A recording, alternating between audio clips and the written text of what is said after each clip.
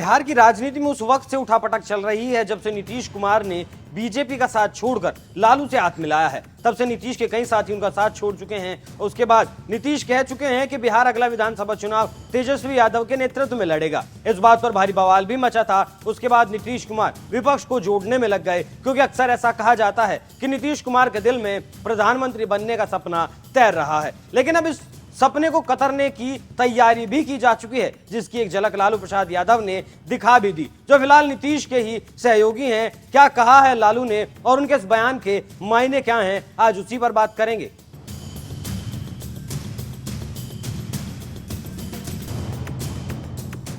नमस्कार, NMF news देख रहे हैं आप। मैं हूं आपके साथ अभिषेक पुंडीर। जब मोदी को हराने के लिए विपक्ष को एकजुट करने की पटकथा लिखनी शुरू की गई, उस वक्त राहुल गांधी की लोकसभा सदस्यता रद्द थी, तो राहुल गांधी रेस में नहीं थे। कांग्रेस ने भी साफ कर दिया था कि उन्हें किसी पद का लालच नहीं है। तो नीतीश को लगा कि अगर वो सभी दलों को जोड़ लेते हैं तो उनका कद बढ़ सकता है और प्रधानमंत्री पद के वो इकलौते दावेदार हो सकते हैं और उनका प्रधानमंत्री बनने का सपना भी पूरा हो सकता है। लेकिन सोचा कुछ और था और हो कुछ और गया। हालांकि विपक्ष को जोड़ तो लिया गया, 2 बैठकें भी हो चुकी हैं और तीसरी बैठक होने वाली है। लेकिन इस बैठक से पहले लालू प्रसाद यादव ने नीतीश कुमार को बड़ा झटका दिया है। मुंबई में जो तीसरी बैठक होनी है उसमें संयोजक के नाम की चर्चा होनी है। अब तक उम्मीद ऐसी जताई जा रही थी कि गठबंधन का एक संयोजक बनाया जाएगा, लेकिन अब ऐसा कहा जा रहा है कि गठबंधन का एक संयोजक नहीं होगा बल्कि कई संयोजक बनाए जा सकते हैं। इस संयोजक वाली रेस में नीतीश कुमार शुरू से ही शामिल हैं। लेकिन नीतीश कुमार को संयोजक बनाने के सवाल पर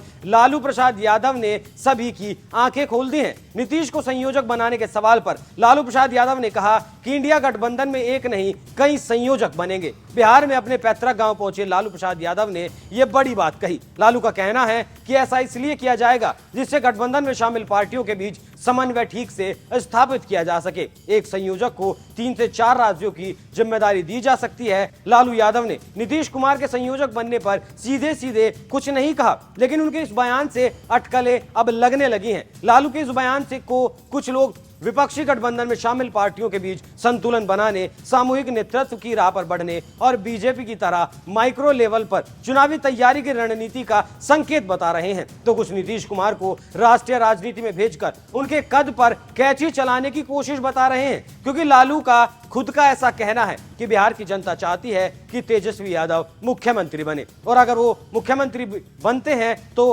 अच्छा रहेगा। इंडियन एक्सप्रेस की एक रिपोर्ट के मुताबिक जेडीयू के एक वरिष्ठ नेता का कहना है, एक से ज्यादा संयोजक बनाने का कोई खास मतलब नहीं है। एक से ज्यादा संयोजक अच्छी बात नहीं है। हम नहीं जानते कि लालू यादव इंडिया गठबंधन के एजेंडे के इतने मुख्य हिस्से के बारे में एक तरफा कैसे बात कर सकते हैं। हाल ही में राहुल गांधी से मुलाकात करने वाले लालू यादव को इस बात का अंदाजा हो गया होगा कि आगामी बैठक में क्या हो सकता है। ऐसा लगता है कि गठबंधन की सबसे बड़ी पार्टी राष्ट्रीय संयोजक के पद पर विचार के लिए तैयार नहीं है और इस विचार को कई और दलों का समर्थन मिल सकता है।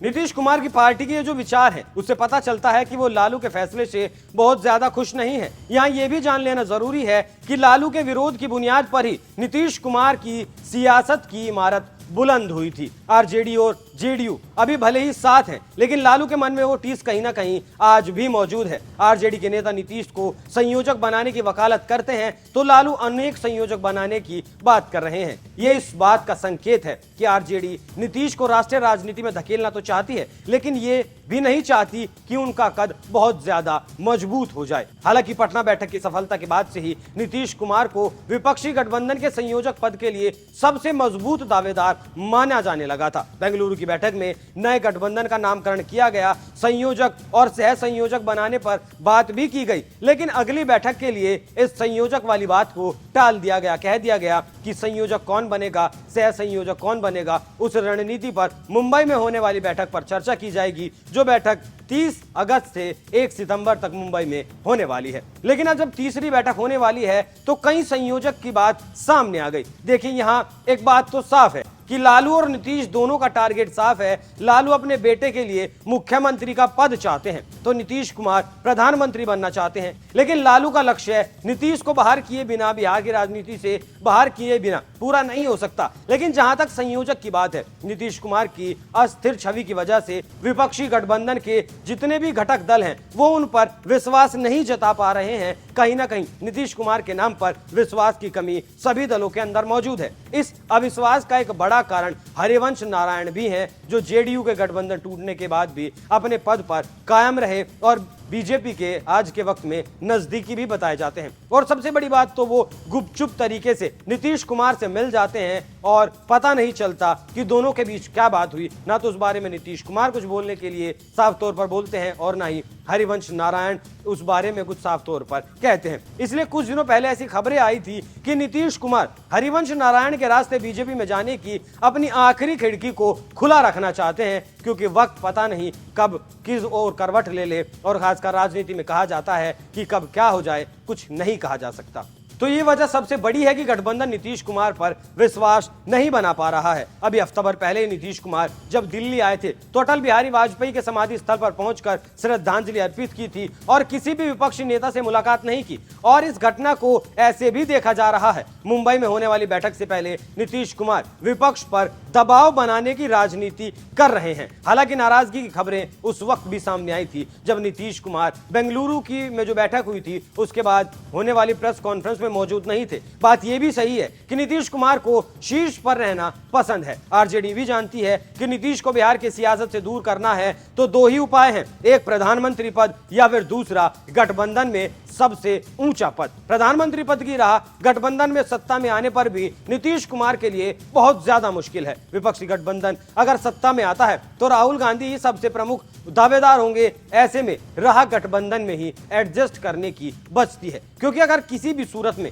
गठबंधन सत्ता में आता है तो राहुल गांधी पर सबसे पहले दांव लगाया जाएगा। तो फिर भी नीतीश कुमार को बिहार छोड़ने पर कुछ हासिल नहीं होने वाला। लेकिन जैसे लालू और राहुल की मुलाकात हुई है तो उसके बाद जेडीयू में भारी नाराजगी है, तो क्या ये एक कदम गठबंधन को तार तार करने की दिशा में नहीं लगता? लेकिन लालू ने कहीं ना कहीं इस बात पर तो मोहर लगा दी है कि संयोजक कोई एक इंसान नहीं बनने वाला, संयोजक कई बनेंगे।